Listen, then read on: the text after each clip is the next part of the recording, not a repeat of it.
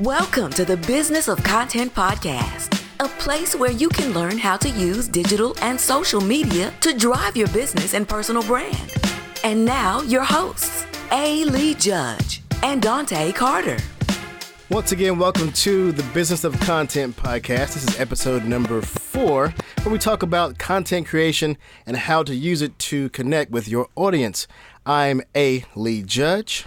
And I'm Dante Carter, and what we'll be talking about today is how can a business develop their story, the unique aspects of business content, how businesses can be social, how frequently you should post, and which types of content work best for businesses. Now, this area is dead center of Dante's expertise, so he'll be running the show most of the case. So PR marketing. Here we go.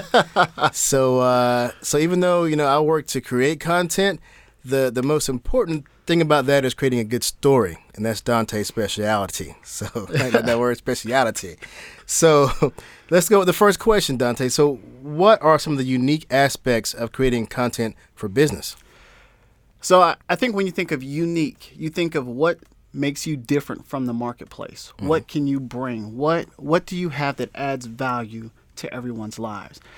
And when I think about unique, one of the first people that I think about is actually, and I don't know if I should say this, but we'll give them a little credit here, is Chick-fil-A. And so you think about in 1953 when Chick-fil-A was founded, the principles upon which it was founded, it was all Christian and, Christian views.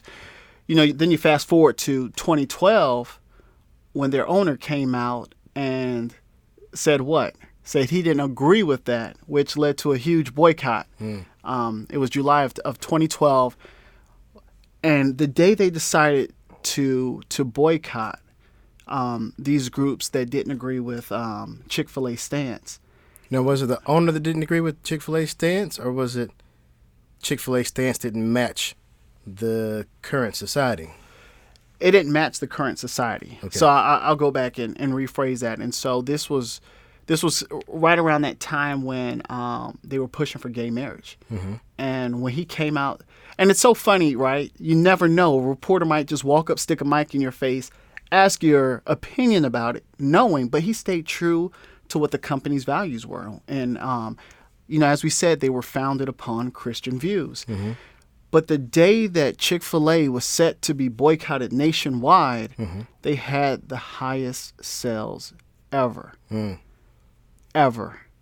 Like that's the amount of money they made that day has still not been matched, which is huge, but it goes back to their values. They understood who their target audience is. They understood what the views that they were founded upon. It's the same with Hugh Hefner. You know what I'm saying? Mm-hmm. Like whether, back in that day for Hugh Hefner to come out and say, oh, we're going to have this big sex mansion. Mm-hmm. People were like, oh no, this is Christian country. Get that out of here. Mm-hmm.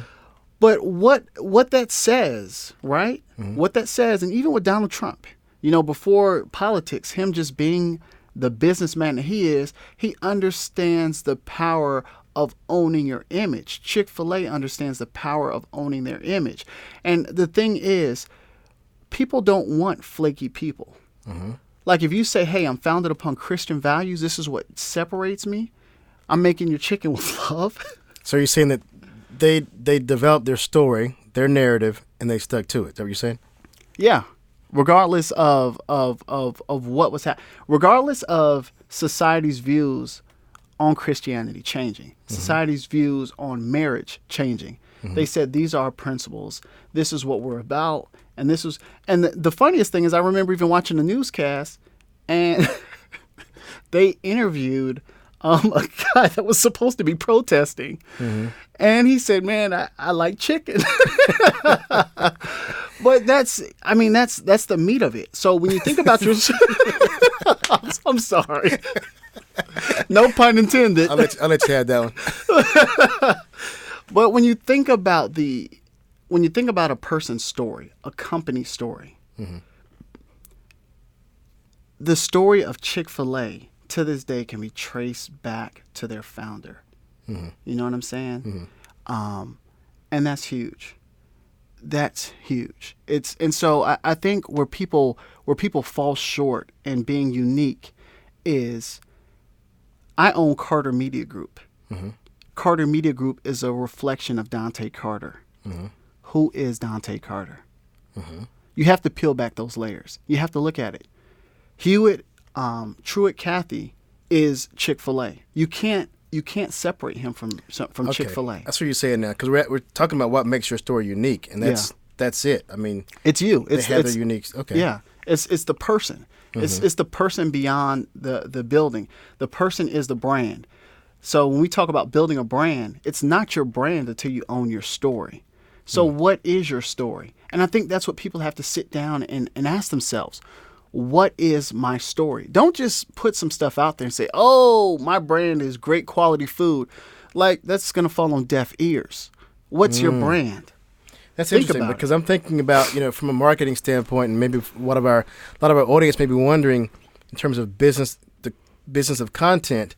But for what I'm hearing from you is, if you've got a strong story and you stick to that story, then anything that happens about or around you is just amplifying your story. That it's content that's created. In fact, the Chick-fil-A story, whenever there was an event like the protest, that was an explosion of content being made, right? And that content came from their story. Yeah. If their story hadn't been something you could hang your hat on, there wouldn't have been a story. There wouldn't have been any content. But because we knew the story, and some reporter that day said, hey, I've got a piece of content to create because I know they have this stance, the other side has this stance, there's a story here, that's content. So I want you to think about this, right? Mm-hmm. Since Michael Jordan, right, no other athlete, professional athlete, has been able to own the rights to their name. Why? When they sign that contract, they're signing over the rights to their name. Mm-hmm. Why is that important? Because there's more to him than just the points he made. You see what I'm saying? Yeah, he's a long story, and he can continue being a story. Exactly. And it all goes back. I mean, you think about those old NBA Jams games, you never saw Michael Jordan in those games. Think about what his shoes have done, the long lines that form around every time a new Jordan shoe comes out, the fact that he was able to own the Charlotte Bobcats. I mean... So his story keeps getting bigger, and each time he makes a move, it generates tons of content because of the story. Because of the story. I mean, the same goes for Steve Jobs. I mean, Apple, their board kicked him out. But guess what? They had to bring him back. And it's not just that's a part of his story, but the fact that what I'm getting at with Steve Jobs is that's how talented of an individual he was. He was so dynamic. That's the reason why Hollywood's done 2 movies on this guy, right? Because Apple isn't Apple without Steve Jobs. And so you have to identify, you have to go back. Who was the guy that made this company or the woman that made this company what it is today? You have to really identify that, because think about it. When Steve Jobs decided that he wanted to have this big press conference and announce Apple, the iPhone coming out, the first thing that came out of his mouth was what? The very first thing that came out was, this is a moment I've waited 2.5 years for.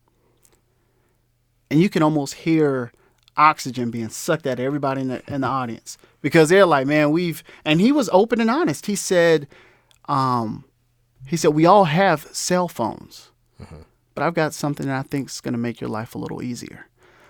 But what made this all different, what made it connect with people, is the fact that they could connect with Steve Jobs.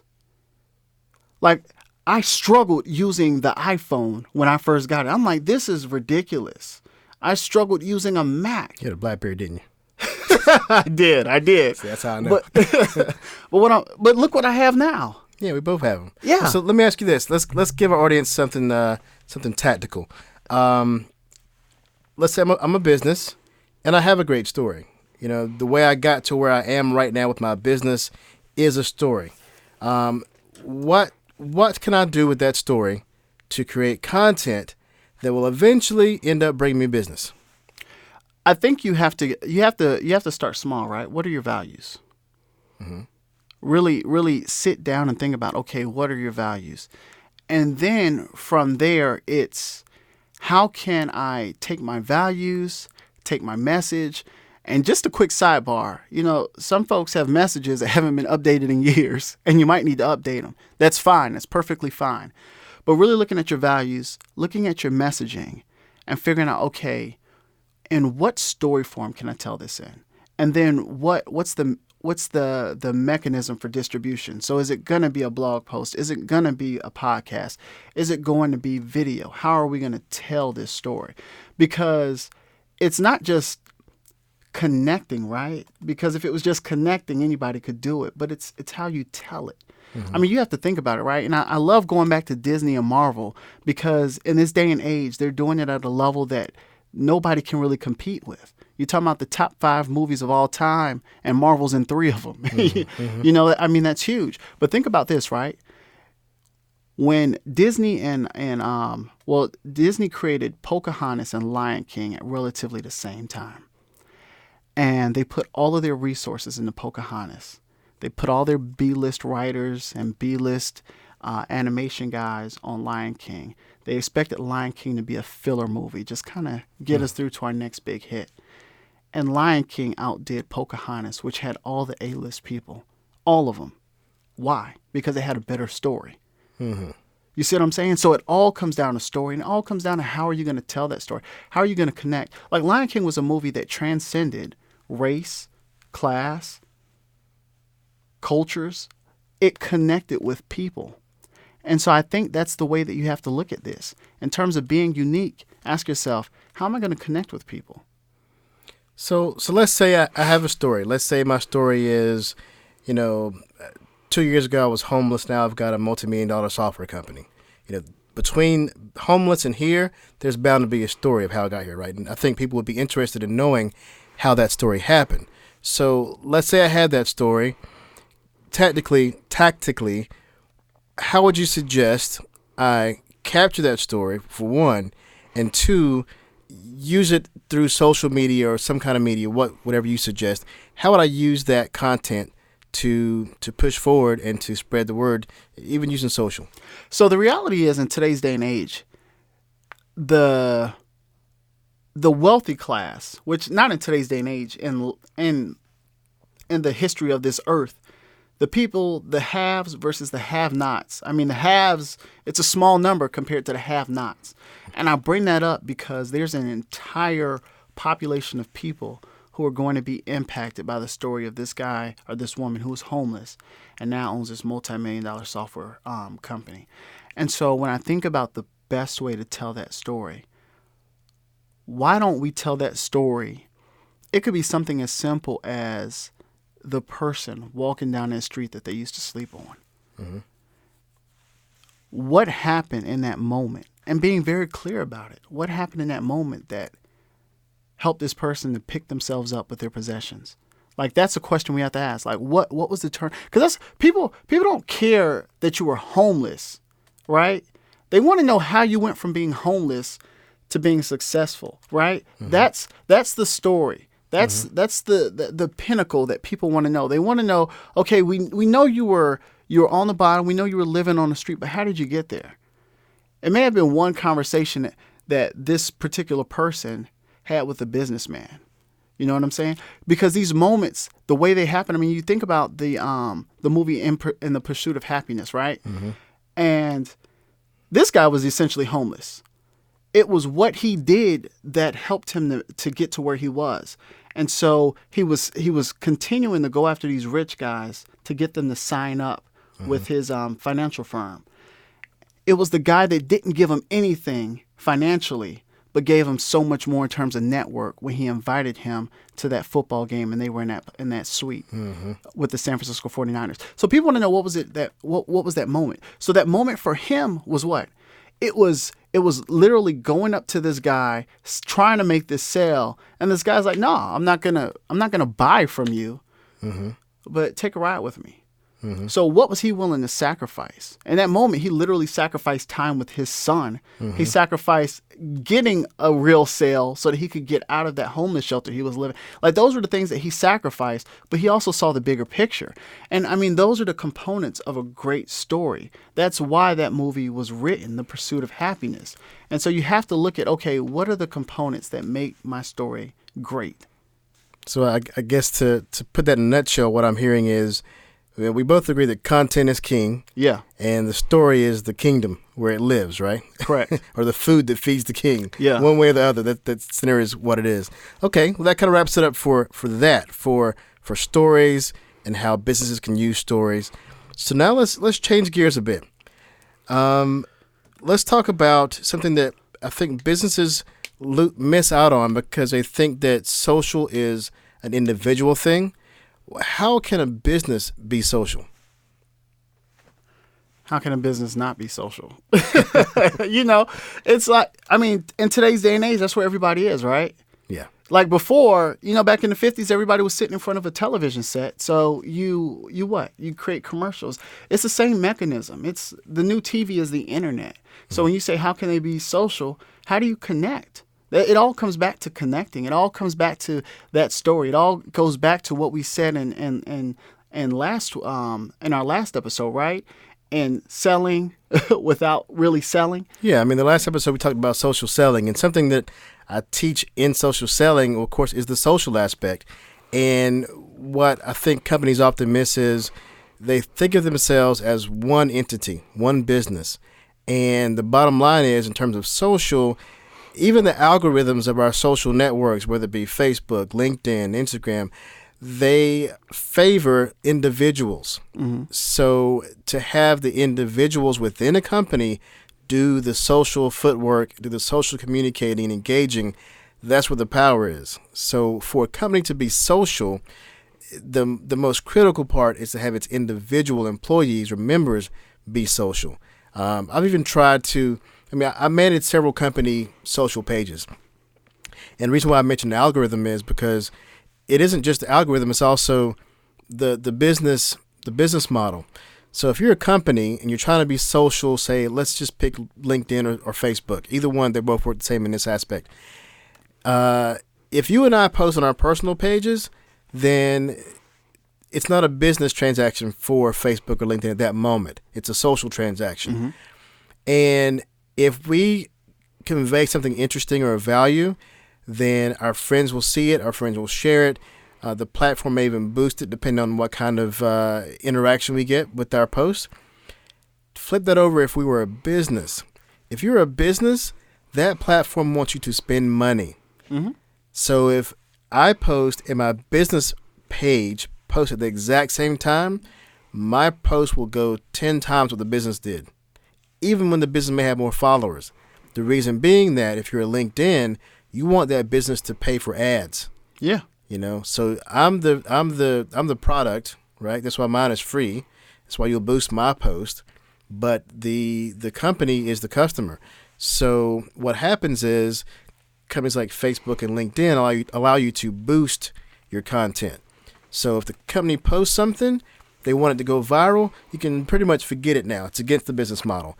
You got to pay to boost that post to be seen. Bottom line is, for businesses to be social, they have to empower their people to be social. And I think just to add another layer to it, it's empowering the people, but it's also identifying key influencers whose values align with theirs, who have the platforms. Because you have to think about it. If you align yourself with an influencer who has 50,000 followers or 100,000 followers, that's essentially a network of its own. Yeah, and especially when you're talking about your social, more social, like your Facebook and your Instagram, to have that company find influencers to talk to people talking to people advising people influencing people, has been shown to have far longer reach than a company saying our product is great. Well, it goes back to that question of how do you connect? Mm-hmm. So what are the ways that you are looking at connecting? So you have influencer marketing, you have boosting your post. You have empowering your employees. Like there are so many different ways for you to connect. And it's okay, at this point, it's identifying what your budget is and where can your money travel the farthest. Does this $400 that I was using to boost this post, does it work best boosting this post? Or do I need to take this $400 and give it to an influencer who has a platform of 3 million people? Mm-hmm. And you'll probably get, 100,000 views, 200,000 views at least to really chime in. So it's really about identifying what's going to be that best way for you to connect with your audience. Yeah, and for a company to connect, they have to show some human element, which is difficult for a company to do, because it's hard for me as a human to connect with an entity, a contract, basically what a company is, right? But if it's a person spreading social content, then I can say, wow, I've bought my first home, or wow, I've had my heart broken by a lover, or I've had a child, or I've had, I love my favorite car, I love this food. Those are things you can connect with that another human can convey that they enjoyed that a company just simply can't do. And I think that's where people have to they have to get to this place of recognizing that personal brands matter, right? Like whether you're a big company or not, it's still Steve Jobs before it's Apple. It's still Walt Disney before it's Disney World. Like these are people that understood that my image, my brand, my story is always going to be bigger than this company. And when you market to that one person, you see the reach. Apple has really, the gap between them and their competition is growing wider and wider. You're not hearing movies about, what's his name, Alexander Graham Bell, with Bell South. You're not hearing movies about him. Why? Because it was just the entity. Yeah. Whereas with Steve Jobs, it's people want to know more about Steve. Yeah, they want to know about Steve because Steve was bigger than Apple. Walt Disney, they made a movie about him. Walt Disney is bigger than Disney World, than the whole Disney franchise. People understand that. They want to know about this person. So business, go ahead. And the more that businesses can say, okay, who does our business, who can we directly tie this business back to? And why is that person's story so impactful? You got to think, Walt Disney, he went to what? He went pretty much across this country. And it wasn't until he went south down to Orlando, Florida, where there was nothing there at the time that they decided to give him a chance. Mm-hmm. So the story we mentioned earlier, and that enables you to be social, to tell the individual story.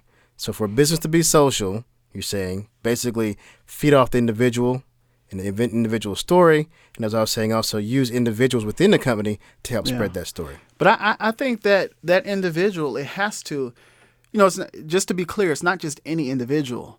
It has to, in my opinion, my professional and personal opinion, it has to be the guy or the woman whose blood, sweat, and tears went into that company, went into building it up. Yeah. Because they're the people that have the deepest stories. Their story is rooted in that company. I'll tell you what, that in itself is a whole other podcast right there. Yeah. All right. So let's do that on another podcast. We're going to cover in the future podcast, definitely. We're going to figure out how to cover basically, because we can go in depth in that. Yeah, we really can. To capture the owner's story in using it to create content. Yeah. All right. So let's save that one for later. Okay. And, I'll back off. Beep, beep. So let's see if we got a couple more. We promised a couple more things in this podcast. So 2 more things. One of them, and I admit this one I think is quite a bit of a trap. So let's see how you handle this one. Because I won't go into it. I'll just ask a question. How frequently should a company post? I think they should post. I think a better question for them is how frequently do they want to be seen, right? Mm-hmm. So when you think about how frequently do you want your target audience to have interacted with you, how often does it take a person to see a commercial, to see a billboard, to see an email, to get a cold call before they actually respond to it? That's a good scenario because typically a company will say, well, I think it's good enough for us to post once a day. And then if you ask them, well, how often do you want to be seen? They wouldn't say, oh, once a day is fine. That would not be the answer. No. And also, the reason why I say it's a trap is because, to me, it's a big fat, it depends. Yeah. Because you got to consider the platform, consider the content, and even consider the company and the industry. It's going to vary across all those variables. So if you read in some blog or even a podcast, we'll call ourselves out, that there is one way to do this and that there's one set number, it's not a one-size-fits-all scenario. No, it all depends on the company. Yeah. And so I think when you look at bigger companies like many of the airlines, they're posting frequently. A lot of these huge nonprofits are posting frequently. Why? Because they understand the power of traction.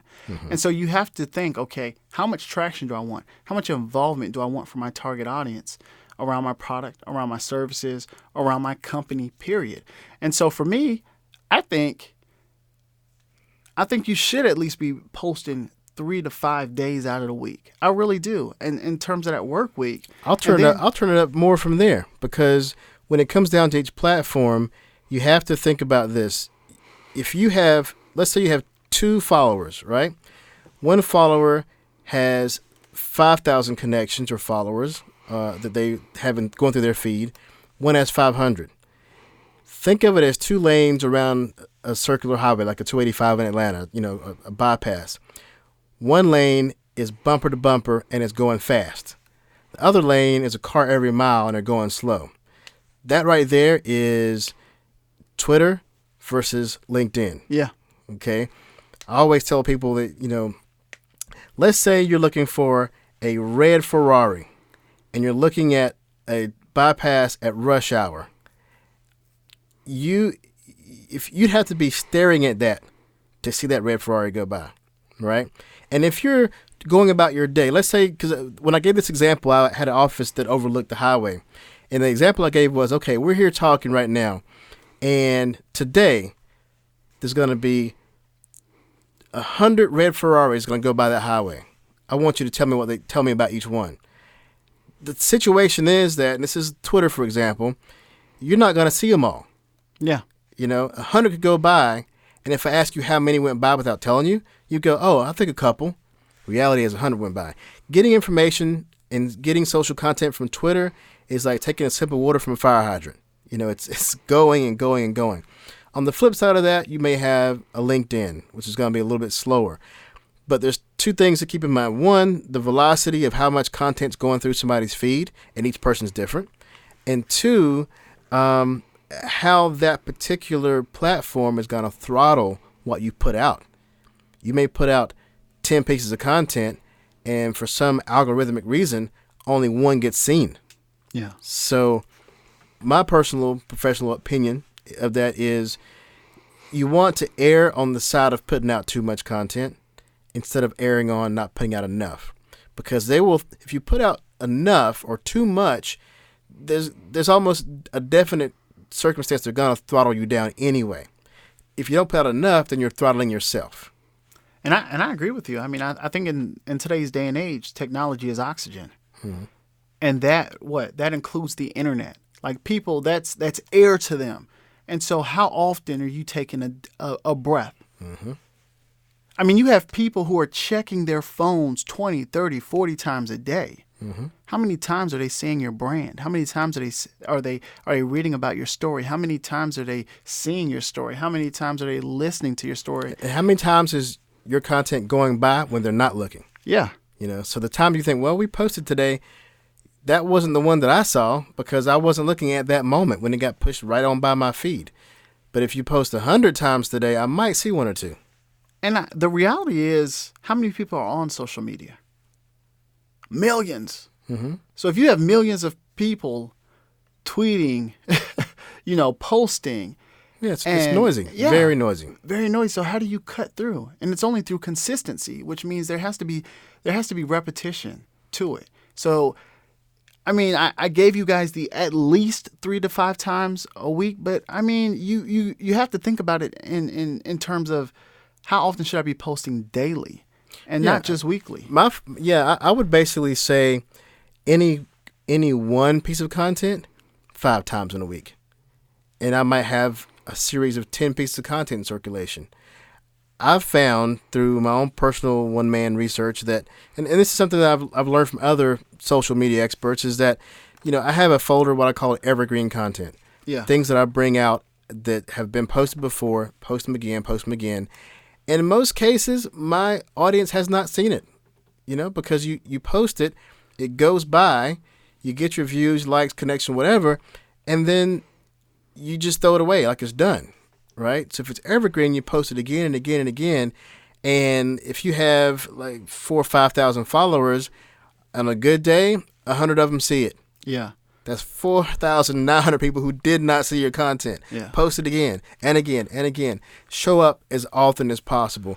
The perception from your side of the table is, I'm putting out a lot of content because you're seeing all of it. Yeah. The perception from your viewer's side is they're rarely seeing you. That's the bottom line of it. It's so true. You know, it was funny. Just a quick story. Back when I was reporting, you know, I would have folks tell me, man, you post way too much. Stop posting so much. Stop posting. Every time I get on Facebook, I see your content. Every time I get on Twitter, I see your content. And at the time, it was just like, oh, man, maybe I'm being annoying. But annoying is what you need to be. That's the only way to break through the noise. You have right, to be annoying. You have to be. Folks say, man, I see your work. I see your kid. I see your wife. I see your work. I see your kid. I see your wife. I see your work. Here's a secret. The reason why you're annoying to them is because they're paying so much attention to you that the algorithm keeps showing you to them over and over and over. It's true. If they quit paying attention to you, you will disappear from their feed. I just want them to buy something. That's all. Exactly. So same goes for a business. You would hope if your business is in somebody's face so much that you're annoying them, you're not going to annoy them. You're just going to be aware. I mean, Coca-Cola doesn't annoy anybody. You can't go in a major city in the world and not see Coca-Cola ads. Nobody ever said, there's too many Coke ads. You know, it's just McDonald's, Coca-Cola, any of the big brands, they are never worried about oversaturation. Nope. You know? So, yeah, my goal in life is to be oversaturated, you know, to be the most heard. But also, I've always said, this is my personal saying, that everybody's nobody somewhere. Yeah. So no matter how much you think you're saturating your market with your content, there's somewhere and somebody who's never heard of you. So don't get the ego so big to think that you can actually oversaturate a market. Well, the reality too is we're always one bad deal away from having to close our doors. Yeah, so you better oversaturate. So you have to. You want to stay top of mind. We live in a very noisy world right now. You have to be top of mind. Mm-hmm. Because if you're not top of mind, your competition will be. Segue. Let's do it. Top of mind content. What's the best kind of post? You know, we're talking about businesses here. So what's the best kind of content for businesses to post? I think it's content that provides value. Not I think I know, because that's how you continue to keep your audience engaged. Mm-hmm. The more and more they see the value, the more and more you rise up their scale in terms of thought, right? The more you stay top of mind. And so if you're an attorney, right? We'll just use an attorney. If you're an attorney, what should you be sharing with folks? Why don't you break down the law? You know, if there's so many things that go on the news daily, you could literally hijack the culture every day with, hey, this is what came on the news, but this is what the law really means. Mm-hmm. Because the news can only take what? They're only going to try to fit a minute and 30 seconds or less. I think sometimes now they're like 55-second packages. It's hard to break down an entire law in that amount of time. And there are some attorneys that I watch on a daily. You can really see that they're literally turning out content every day. They're watching the news. Oh, I need to elaborate on that for my audience. This is a hot topic. And they're building their base that way. You know, I think attorneys typically, oddly enough, seem to be a bit ahead of the curve, because you tend to find attorneys doing things a little bit uniquely in terms of content. In fact, it's something the audience may not know. I used to work in radio, and attorney companies or firms would pay radio stations to be a guest on the show. Now, from the consumer standpoint, every Wednesday, attorney so-and-so comes on to give free advice. That's what the consumer hears. What really happened is that law firm paid for the attorney to come on to the show as a guest, right? What happens is the station gets paid money. The attorney gives free advice. The attorney, in exchange for paying the station, basically he's giving a free commercial for that half hour or however long he's there. But as he's giving this so-called free advice, his trust, his awareness, all those things rise, and he's giving out content over the airwaves. Fast forward to what works well now is that same attorney can turn on all that same content on his own platforms, his own YouTube page, his own podcast, his own Instagram even. He has to give us, of course, legalese of, this is not this is not legal advice. But the point being that he can own that content for his business. And attorneys do this very well, I think, because they can talk on and on and on about things they know we're thinking about right now. And there's lots of things we all have in common in terms of insurance and injuries and other kind of things that they can talk about. So in terms of business and content, that's an early model of giving, and that content works for the business. But I think that's something that attorneys have done for years. That's what I'm saying. I think they're somewhat pioneers of that. Yeah, I mean, you think back. I mean, when there was no radio, they were in the newspapers. When radio came, they were in the radio. When TV came, they were on TV. They're very good at hijacking the culture, and I think for businesses, that should be the focus. How can we hijack the culture? You have to think about it, right? The people who are the companies that are making money. You think about Hollywood. You think about musicians. These folks, they're constantly hijacking the culture. And I think the more that you can hijack the culture, the more you can bring yourself into the masses' eyes and you can literally speak into their ears and really be top of mind, because you're saying, hey, what is top of mind today? What is the big story today? What is the big issue? What is everybody talking about in social media? Mm-hmm. And how can I provide my value by injecting my opinion on whatever this big thing is today? I think the reason it works so well for attorneys is they're in a service industry. And I challenge anybody who is in a service industry, you've got it a bit easier. And you should have no excuse not to create content, because by being in a service industry, that implies you have some level of expertise in doing something. All you have to do is document yourself doing that something, and people will look to you to see how to do it, how to get it done, and then eventually they decide, who do I go to get it done, right? With a product, it's a bit more difficult because you're trying to sell an item. But even with that, if you find a way to show your expertise around the item, expertise in the industry in which that item, that widget is being used, you can even develop good stories and good expertise around an item. But even with with that item, that product, providing that human element to it, how does that product enhance or provide value to the lives of your customers? Really sitting back and thinking about that, because it's so easy. I mean, think about video games. They're always going to sell. Why? Because there's that entertainment value. You have a stressful day at work, virtual therapy. Well, I think with the product, you have to really sell the lifestyle or the person. In other words, I've never bought a pair of Nikes because they had an extra air bubble in it. I might have bought it because it was supposedly more comfortable, but did I really know the difference between that Nike and that Champion or that Avia? Did I really know the difference? A lot of it was because it was a Nike, So when selling a product, when there's not a level of expertise behind it, you have to sell the person behind it. If I'm looking for an energy drink or something, I want to know about the athlete. I want to know his story, why he drinks it, what he does, how he performs. I'm buying into him. And then secondly, because he is doing these things, what are the products that surround him? Because I want to be like Mike, so to speak, right?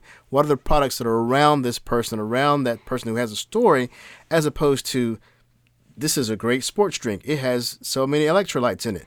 That doesn't work today. It's, hi, I'm so-and-so. I just scored 1,000 points and I'm an MVP.